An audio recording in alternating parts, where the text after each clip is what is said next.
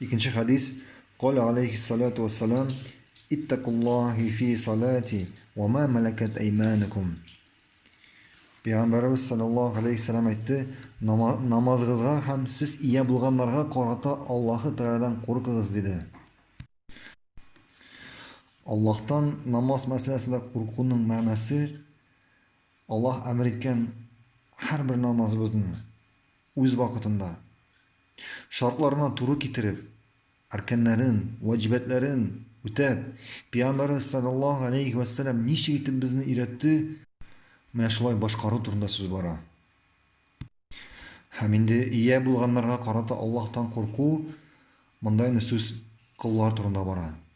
Әгәр дә мәгәр кемнең дә булса кылы бар икән, ул аңа гадил булырга тиеш. Гадил булырга тиеш һәм аңа зулымлык китерүдән Аллаһтан куркырга тиеш.